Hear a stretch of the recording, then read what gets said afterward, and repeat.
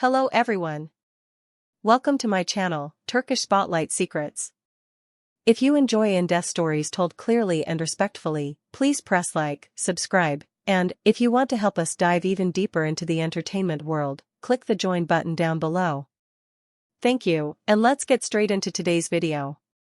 What happens behind the camera often shapes what we see on screen, and sometimes those private moments ripple outward into a full industry conversation. That's exactly what unfolded on the set of one of Turkey's most discussed dramas, when an unexpected standoff put professionalism, empathy, and creative authority under the microscope. At the center of it all, Yağmur Yüksel and Barış Baktas, two names audiences already associate with intensity, chemistry, and the kind of quiet discipline that keeps big sets running. According to multiple crew accounts that circulated in the days following the incident, the flashpoint wasn't a blown line or a lighting delay. It was a comment.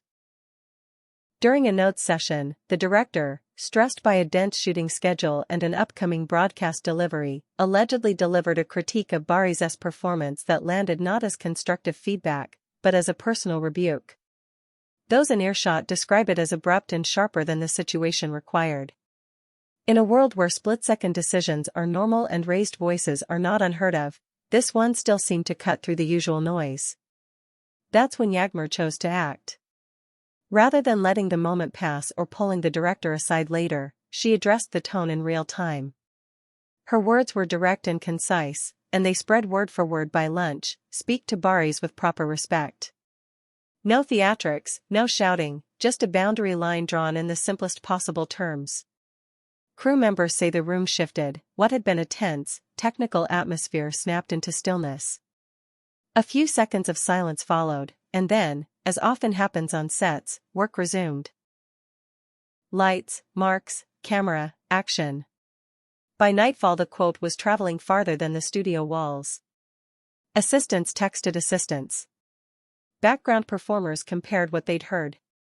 Anonymous set accounts picked it up, and by the next morning it was a trending topic, sitting next to clips from the show and fan-made edits of Dylan and Baron's most intense scenes. The online reaction arranged itself into camps. There were those who celebrated Yağmur's stance as overdue, an example of someone leveraging her status to protect a colleague's dignity. Others, just as sincere, questioned whether confronting a director publicly in the middle of a packed day risks destabilizing the machine that hundreds of people rely on for their schedules and livelihoods. To understand why this moment resonated so loudly, you have to look at the reputations involved. Barış Baktas is widely described by colleagues as a quiet pro, shows up early, knows the lines, asks for one more take if it helps the story, goes home. He's not a publicity-chasing presence, and he rarely comments when headlines circle. In the hours after the incident, that pattern held. There was no statement posted, no liked tweets, no winking emojis. People close to him say he appreciated the gesture but preferred to keep any response between the people who lived the moment. Yağmur's choice also tracks with a persona that has steadily emerged over the past year. She has become known not only for the composure of her performances, but also for a kind of steady, steel-spined politeness that refuses to confuse artistic rigor with casual disrespect. On a set culture chart that ranges from anything goes if the shot works to process matters as much as product, she seems firmly on the side of process.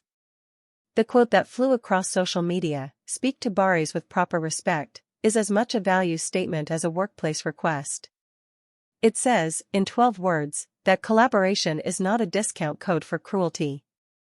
Was the director wrong? That depends on whom you ask and what you think a director's job is on long-form television.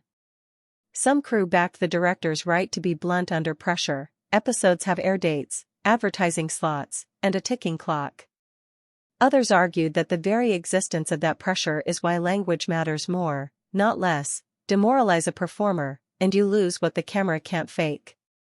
In the middle was a broad consensus that the conversation needed to continue, but privately. And, in fact, that's what happened. A closed-door sit-down took place the next day. The senior producer, the director, a line producer, and the lead actors reportedly agreed to what one person described as rules of friction. That phrase is worth unpacking. Nobody promised that tempers would never flare again. Nobody pretended creative work is emotion-free. What they did, according to those briefed, was recommit to separating feedback about choices from judgments of character, and to using the chain of communication the production had already built. Directors speak to leads, leads help guide scenes, department heads take care of logistics.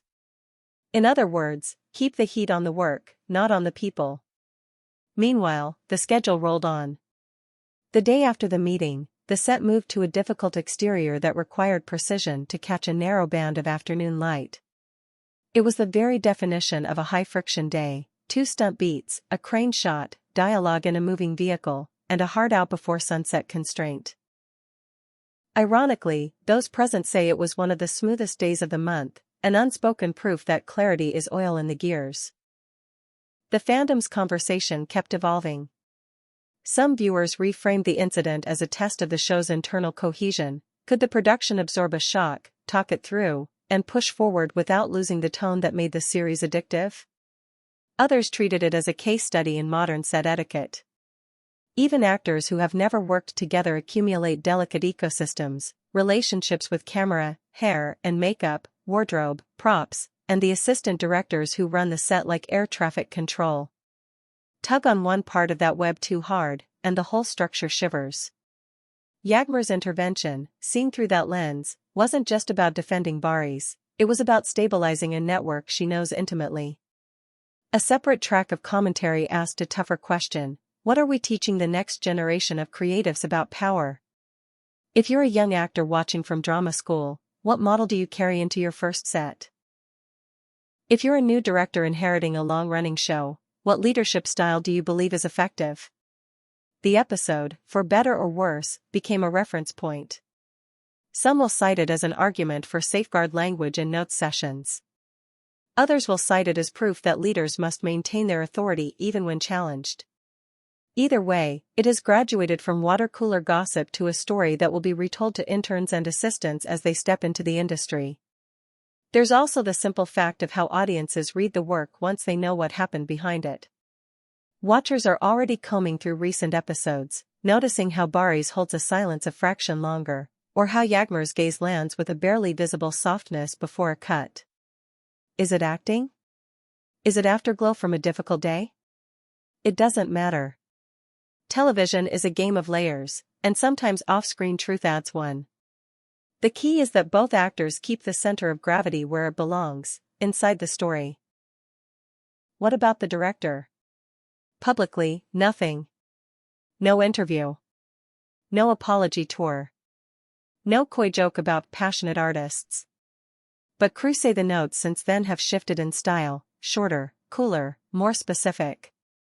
Focus on verbs, play the hesitation, rather than labels, you're flat.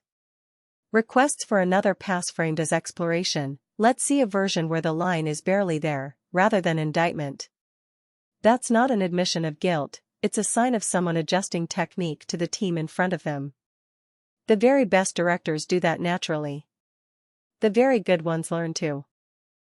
As for the broader production, it has reportedly implemented small structural changes that audiences will never see but everyone on the payroll will feel: a weekly 10-minute check-in for department heads only, with a slot for flagging tone issues, a reminder before table reads that the point is to find choices, not enforce them, and a private Slack channel that logs adjustments so last-minute changes don't arrive as barked surprises over walkies. In total, these are tiny moves. In aggregate, they say, we intend to finish this run strong. There's a personal dimension here, too, and it's why this story cut through like it did. Viewers have grown attached to the partnership between Yüksel and Barış Baktas, not only because of their character's arc, but because of the sense that two professionals are climbing a difficult mountain together. Seeing one protect the other at a moment when words can wound validated a hope that many fans already held. That the people they admire for their craft also carry a set of values that make the work worth doing. So where do we land? If you're looking for a simple verdict, right versus wrong, you won't find it here. What we have instead is a case study in how a high-pressure creative environment can fracture and repair itself without breaking the art. We also have a sentence that may outlive the show that birthed it: speak to Barış with proper respect. It's not only about Barış. Insert any name. The grammar still holds. Now, I want to open the floor to you. If you've ever worked in a creative team, on a set, in a writer's room, in an edit bay, how do you keep critique sharp but not cruel? Do you believe a public correction can steady a room, or should all conflicts migrate behind closed doors? And as viewers, do you find that knowing the backstage story changes how you read a performance, or does the work itself wash everything else away? Share your thoughts below. Your comments help shape the kind of topics we pursue and the level of detail we bring to each story. Don't forget to like this video if the analysis helped you see the incident from more than one angle, subscribe so you never miss our next deep dive, and consider joining as a member if you want to support longer, more carefully sourced pieces like this one. Thank you so much for watching. See you in the next video. Take care, and goodbye.